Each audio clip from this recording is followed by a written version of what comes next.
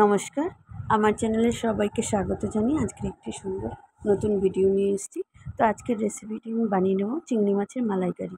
এখানে গলদা চিংড়ি নিয়েছি 1.5 কেজি। তো এটা কেটে বেছে সুন্দর করে নুন হলুদ মাখিয়ে রেখেছি। আর এর মাথার যে ময়লাটা ওটাও শিরাটা ফেলে দিয়েছি। আর একটা নারকেল কুড়িয়ে নিয়েছি, 2টো টমেটো সেদ্ধ করে রেখেছি, কয়েকটা কাজু বাদাম, আর একটু আদা কুচিয়ে নিয়েছি, কাঁচা লঙ্কা, টক দই, 4টে বড় সাইজের পেঁয়াজ।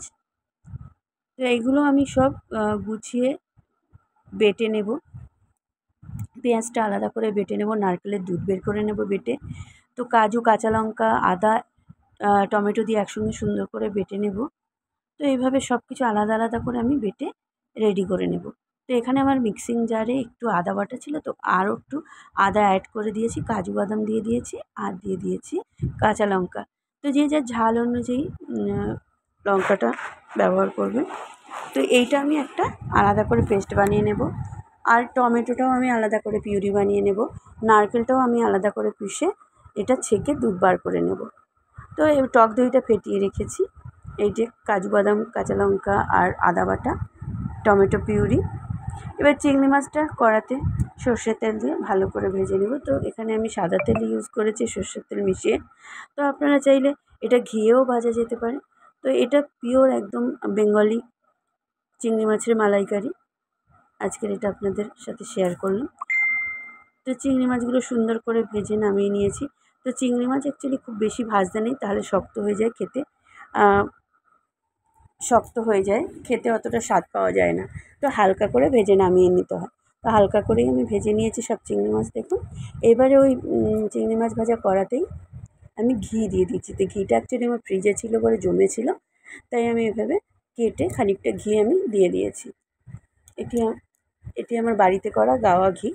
তো এখানে গোটা গরম মশলা ফোড়ন দিয়ে দিয়েছি, এলাচ, দারচিনি, তেজপাতা, এগুলো ফোড়ন দিয়ে সুন্দর করে একটু নেড়ে নেব।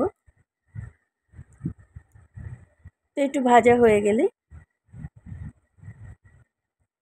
আমি এখানে দিয়ে দেব পেঁয়াজ বাটাটা। তো এখানে 4টে বড় সাইজের পেঁয়াজ নিয়েছিলাম, আর এটা আমি পেস্ট করে, খুব মিহি পেস্ট করিনি, কিন্তু একটু দরদরা পেস্ট করে আমি দিয়ে দিয়েছি। তো সুন্দর একটা ফ্লেভার ছেড়েছিল গরম মশলার, আর তারপরে ঘিয়ের সাথে তো সুন্দর একটা গরম মশলার গন্ধ বেরোয়। তারপরে আমি পেঁয়াজটা ভেজে নিচ্ছি ভালো করে, একদম পেঁয়াজটা ভাজা তেল ছেড়ে এলে ততক্ষণ আমি ভাজতে থাকবো মিডিয়াম গ্যাসে। তো তেল ছেড়ে গেছিলো, তারপরে আমি দিয়ে দিয়েছি আদা, কাজু বাদাম আর কাঁচা লঙ্কা বাটা। তো বন্ধুরা, এই রেসিপিটা খেতে অসাধারণ হয় গরম গরম ভাতের সাথে। বাস, আর কিছুই লাগবে না। বা এটা কোনো অনুষ্ঠান বাড়ি বানালে তো কোনো কথাই নেই। তো এটা আমি অ্যাকচুয়ালি আমার ননদ এসেছিলো, সুন্দর করে বানিয়েছিলাম আমাদের ফুল ফ্যামিলির জন্য। 10-12 জনের রেসিপি ছিল।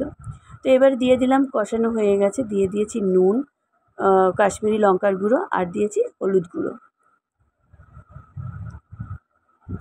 এবার সুন্দর করে একটু নেড়ে চেড়ে একটু ভেজে নেব। এখানে আমি অনেকটাই তেল ঘি দিয়েছি, কিন্তু বোঝা যাচ্ছে না। যখন তেল ছেড়ে আসবে তখন বোঝা যাবে। তেল ঘিটা সম্পূর্ণ আপনাদের নিজের আন্দাজ অনুযায়ী দেবেন। তো আমার মশলা থেকে তেল ছেড়ে গিয়েছিল, তারপরে আমি টমেটো পিউরিটা দিয়ে দিয়েছি, দিয়ে সুন্দর করে মিশিয়ে নেড়ে চেড়ে এটাও আমি কষিয়ে নেব। যে কোনো রান্না ধৈর্য ধরে করলে সেটা খেতে সুস্বাদু এমনিতেই হয়। মশলার পরিমাপ তো আছেই। এইবারে আমি দিয়ে দেবো একটু মিষ্টির জন্য 2টো বাতাসা গুঁড়ো করে। চিংড়ি মাছের মালাইকারিটা একটু মিষ্টি মিষ্টি খেতে ভালোই লাগে। তো এই রেসিপিটার জন্য 2টো বড় সাইজের বাতাসা আমি দিয়ে দিয়েছি, যেহেতু চিংড়ি মাছ অনেকটা, তাই। নারকেলের দুধেও মিষ্টি হয়ে যাবে। তো মশলাটা রেডি হয়ে গেছে। এইবারে দিয়ে দিলাম ফ্যাটানো টক দই। এটা দিয়েও মিশিয়ে ভালো করে নেড়ে চেড়ে নেব। তো বন্ধুরা, আমার রেসিপিটা যদি আপনাদের ভালো লাগে অবশ্যই লাইক কমেন্ট শেয়ার করবেন, আর জানাবেন কেমন লাগলো রেসিপিটা। তো নারকেলটা আমি যে বেটে নিয়েছিলাম তার দুধটা আমি বের করে নিয়েছি, অনেকটা পরিমাণ, বেশ বড় সাইজের নারকেল আমি নিয়েছিলাম। এবারে দুধটা আমি দিয়ে দিয়েছি, আর যে পরিমাণ গ্রেভিটা রাখবেন ততটা আরেকটু জল মিশিয়েও দিতে পারেন, নাহলে আপনি অন্য প্যাকেট দুধও ইউজ করতে পারেন। তো আমি শুধু নারকেল দুধটাই ব্যবহার করেছি আর সামান্য জল দিয়েছিলাম, সামান্যতম বাটি।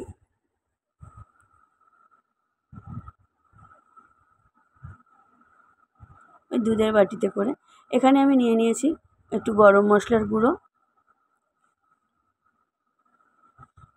এখানে ধনে, জিরে, গোটা গরম মশলা হোমমেড গুঁড়ো করা ছিল, সেই গুঁড়োই আমি 1 চা চামচ দিয়ে দিয়েছি। এবার সুন্দর ফুটে আসার অপেক্ষায় থাকবো। তো ফুটে এসেছে, এবার আমি ভাজা চিংড়ি মাছগুলো দিয়ে দিয়েছি। দেখুন খুব অসাধারণ গন্ধ ছেড়েছে, পাশে থাকলে বুঝতে পারবেন যখন বানাবেন। তো আমার এই রেসিপিটা খুব ভালো লেগেছে, আপনাদের সাথে শেয়ার করলাম, অবশ্যই বানিয়ে দেখবেন।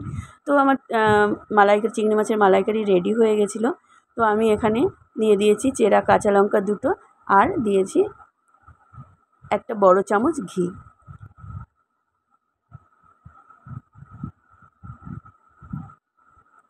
তো সুন্দর রেডি হয়ে গেছে দেখুন। তো এই ছিল আমার চিংড়ি মাছের মালাইকারির রেসিপি। তো এটা আমি গলদা চিংড়ি রেসিপি বানিয়ে নিয়েছিলাম।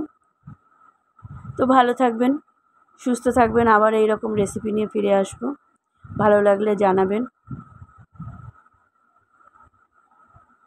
টাটা। তো এখানে সার্ভ করে দিয়েছিলাম।